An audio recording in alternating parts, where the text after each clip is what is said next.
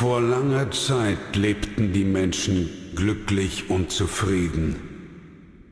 Niemand bemerkte den Schatten, der sich langsam über ihnen ausbreitete.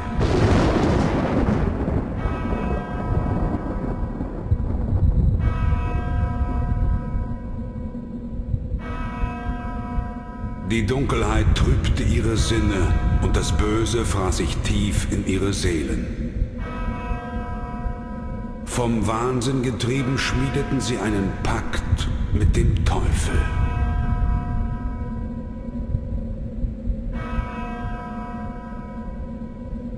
Zu später Stunde kamen sie zusammen, um gemeinsam die Mächte der Finsternis mit ihrem sündigen Blut zu rufen, sie zu erlösen von ihrer sterblichen Existenz, dem Anbeginn einer neuen Welt vor Augen. I don't know about you, but despite its age, the opening cinematic of this game is still one of the most gripping and atmospheric introductions in gaming, period.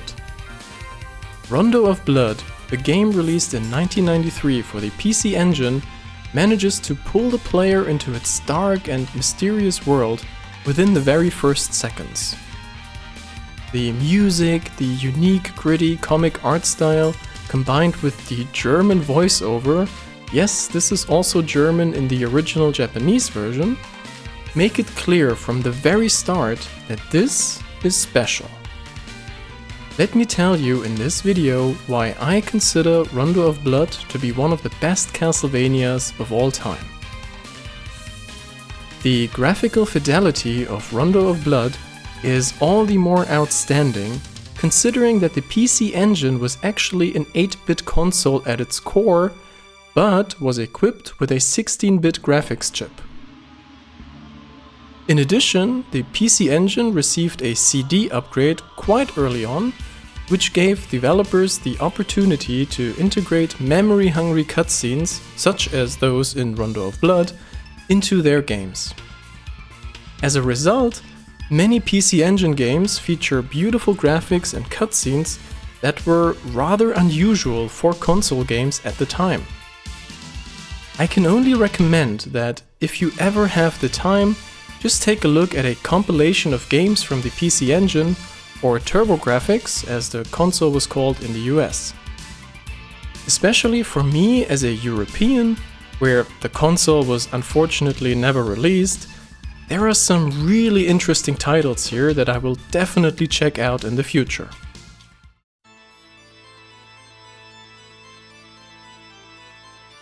But first, let's get back to Rondo of Blood.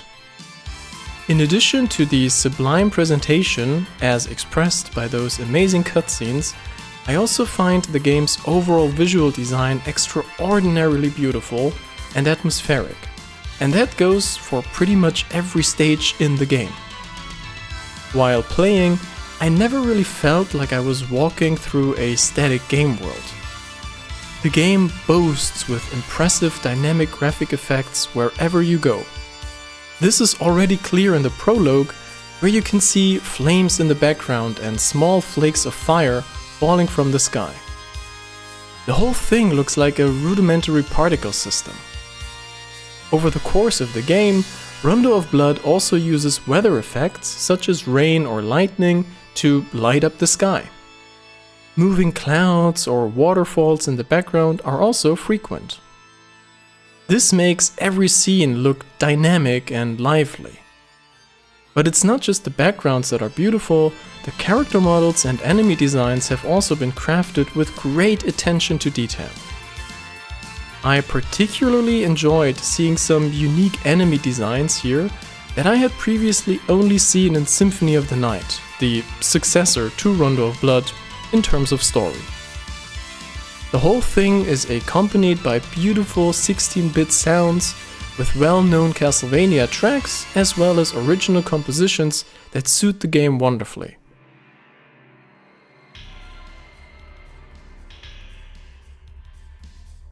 At a first glance, Rondo of Blood looks like a traditional, old-school Castlevania game. You take control of yet another offspring of the Belmont clan, in this case Richter Belmont, and make your way through the gloomy halls of Dracula's castle by ways of whipping hordes of enemies to dust. In addition to the iconic vampire killer whip, you have all sorts of secondary weapons at your disposal. All the series' staples are here. From holy water to throwing crosses, there's a large variety of sub-weapons for each situation. Similar to other classic titles in the series, such as Super Castlevania 4, the game follows a linear sequence of levels. This is not a Metroidvania where you gradually open up new parts of the world, as it is so often the case in later games. So far, so traditional. However, upon closer inspection, it becomes easily apparent that Rondo of Blood has many idiosyncrasies that were rather unusual or completely new in the Castlevania series. For starters, there's an infinite amount of secrets hidden in the game. It starts with small puzzles or alternative paths through a level. However, Rondo of Blood goes one step further and lets you unlock completely new levels with their own bosses and even more secrets.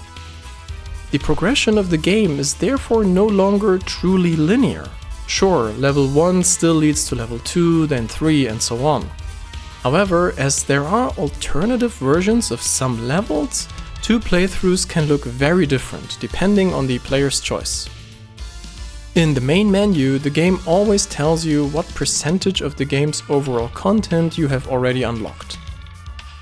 If you are going for a 100% run, which you have to do in order to unlock the true ending, you will definitely have to fight your way through individual levels several times and keep your eyes open for hidden pathways.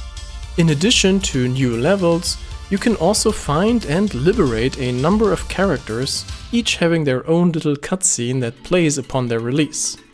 As I said earlier, the graphical quality of these sequences is absolutely stellar for the time of the game's release. These elaborately designed sequences look phenomenal and give the game an almost cinematic touch. However, I did notice one little strangeness that I have coined the weird hands symptom.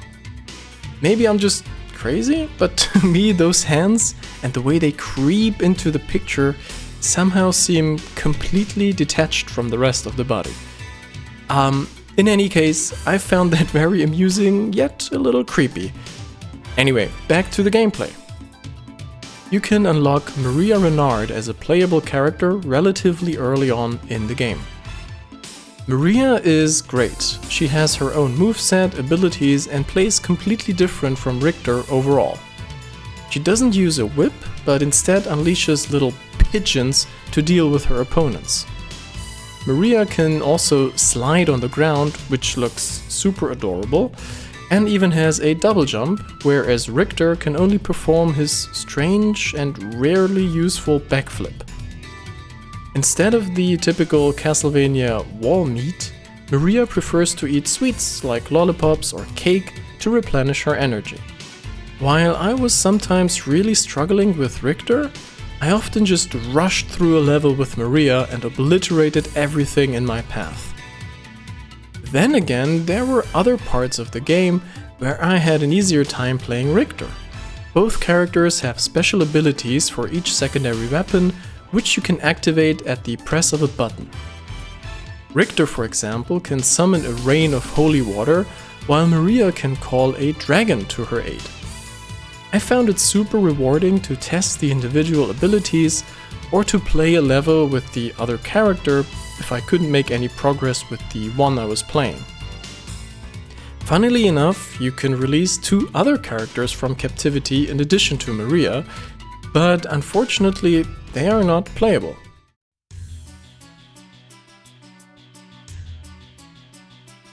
Speaking of not making any progress, it's about time we talked about the overall level of difficulty, because, oh boy, Rondo of Blood really doesn't hold back here. The levels themselves are already really tough. There are hardly any enemies in the game that you can simply get past by mindlessly cracking your whip, or pigeons, into their faces. In most cases, you have to proceed very methodically. Analyze each enemy slowly, find weak spots and attack at the right moment. Personally, I really like this approach. I had to take every screen and every opponent seriously, and then prepare the right tactics for every situation. At times, that felt like I had to memorize the layout of a level, including the enemy placement. That may sound exhausting for many people at first, and it definitely frustrated me in the beginning as well. However, nothing feels as rewarding as running through a level after dying multiple times, avoiding every obstacle like a speedrunner, and defeating every enemy with ease. It gave me the feeling that I had really learned and completed a level. It's a similar story with the boss battles, which were the highlight of the game for me. Each boss in Rondo of Blood is introduced with a short sequence. To give an example, before fighting a dragon, you can actually see it approaching from a distance. Similarly, before fighting a powerful mage, you can see him summoning creatures from a magic circle. Battles themselves, just like the levels that lead to them, initially seem like unsurmountable obstacles. Especially towards the end of the game, there were some bosses that really gave me a hard time. Rondo of Blood offers the full arsenal of at least tricky and sometimes outright unfair boss mechanics. Super fast attacks that you can barely react to, multiple projectiles that fly through the room and make it almost impossible to dodge, several boss phases with different new mechanics, and so on. This can quickly lead to frustration if you don't adopt a slow and methodical approach, just as in the levels before. Every attack needs to be analyzed. At every moment you have to make ultra-fast decisions on how to react to a specific boss move. Should you evade the boss attack? And if so, how? Should you duck or run away or maybe jump? Perhaps there's a way to destroy or deflect the projectile. Step by step, you work out a tactic that will ultimately lead to success. This approach actually reminds me of, well, you already know what's coming. Yes, I'll say it, and I'm not ashamed. Rondo of Blood is the Dark Souls of the Castlevania series. Yeah, I'm not being completely serious here, but the game really does feel like Souls sometimes, especially during the boss fights. It's that old pattern of going in, trying, failing, dying, trying again, and eventually, hopefully, succeeding. Honestly, if you play the game on an emulator, save states can help. I use them too, and I wholeheartedly believe that there's nothing to be ashamed of for that.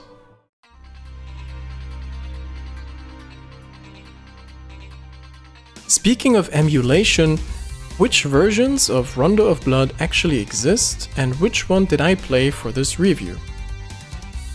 Well, the original PC Engine release was unfortunately never released in the West, and remained exclusive to Japan for a long time. There was a revised version for the Super Nintendo, which was released as DraculaX in the US and Vampire's Kiss in Europe. However, this version is very different from the original Rondo of Blood.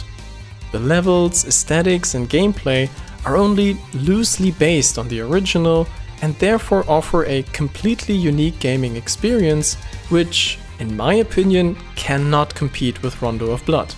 If you're still interested in this version, you can pick up the Castlevania Advanced Collection and play it on modern platforms.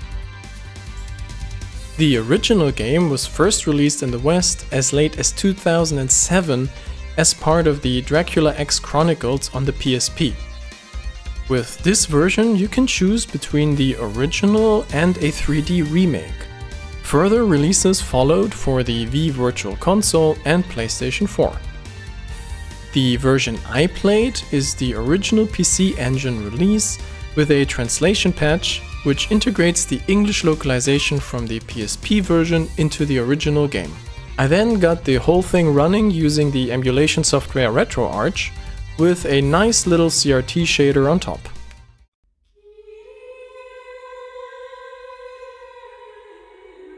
So what can I say in conclusion? Rondo of Blood is a true classic of the Castlevania series that is unfortunately often overlooked, especially in the West. The game is hard as hell, it definitely has its unfair segments, but it offers a unique experience with its non-linear level structure, different characters, unlockable secrets and cinematic presentation, which was simply unique for the time. For me, it's not quite on the same level as the GOAT Super Castlevania 4, but it deserves to stand proudly among the best of the series. If you have the patience, or perhaps use save states excessively, you're in for one of the most rewarding, atmospheric, and generally best Castlevanias of all time. Thank you for your attention.